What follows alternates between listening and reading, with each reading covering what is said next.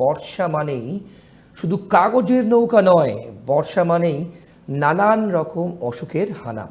ঘরে ঘরে সর্দি কাশির প্রকোপ, রাস্তার পাশের ফার্মাসিতে লম্বা লাইন, জ্বর, গলা ব্যথা, পেটের সমস্যা, আরও কত কি।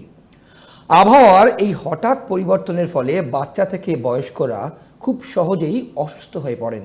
তবে সাধারণ কিছু নিয়ম মেনে চললেই এই অসুখ বিসুখ থেকে কিন্তু অনেকটাই দূরে থাকা সম্ভব বলে মত চিকিৎসক মহলের। বর্ষাকাল মানেই কখনো অতিরিক্ত গরম, আবার কখনো ঝমঝমে বৃষ্টিতে ঠান্ডা আবহাওয়া।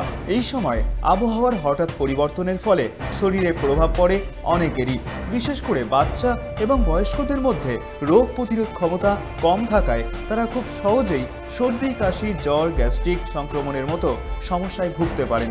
তাই এই সময় সতর্কতা অবলম্বন করাই একমাত্র পথ সুস্থ থাকার।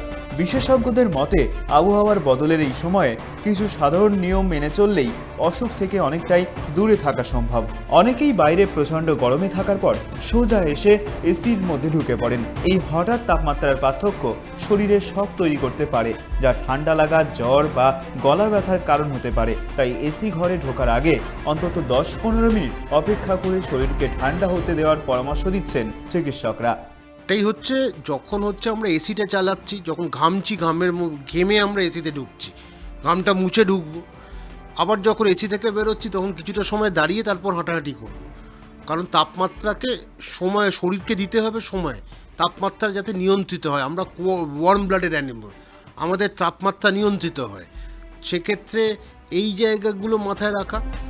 গরমে অনেকেই ঠান্ডা পানীয় বা কোল্ড ড্রিঙ্কস জাতীয় পানীয় খেতে ভালোবাসেন, কিন্তু এই সময়ে এগুলিই শরীরে ঠান্ডা লাগার এবং গলা বসে যাওয়ার অন্যতম কারণ। বিশেষ করে বাচ্চা এবং বয়স্কদের ক্ষেত্রে এই অভ্যাস বিপজ্জনক হয়ে উঠতে পারে বলে জানাচ্ছেন চিকিৎসকরা।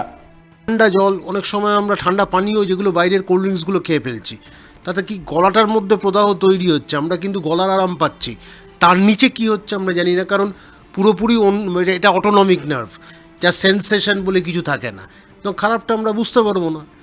এবার যেটা হচ্ছে তার সাথে হচ্ছে অনেক সময় হাইপারটোনিক হয়, যেটা জল টানে, তখন একটা কোল্ড ড্রিঙ্কসের জায়গায় দুটো কোল্ড ড্রিঙ্কস খেতে ইচ্ছে হয়। তো এইগুলো বোঝার দরকার। বর্ষায় ভাইরাল সংক্রমণ ছড়ায় দ্রুত। যদি পরিবারের কেউ সর্দি কাশিতে ভোগেন তবে অবশ্যই মাস্ক ব্যবহার করুন এবং তাদের থেকে কিছুটা দূরত্ব বজায় রাখুন, এতে সংক্রমণের ঝুঁকি কমবে।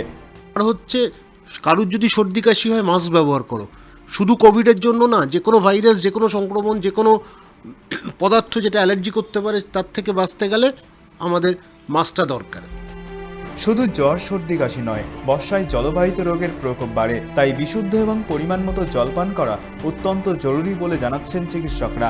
সেই সঙ্গে শরীরকে রোগ প্রতিরোধে সক্ষম রাখতে সুষম ও পুষ্টিকর খাদ্য খেতে হবে। সেই সঙ্গে প্রয়োজন পর্যাপ্ত বিশ্রাম ও ঘুমের। এছাড়া বাইরে থেকে ফিরে হাত ধোয়া এবং বাচ্চাদের পরিষ্কার পরিচ্ছন্ন রাখাও অত্যন্ত জরুরি।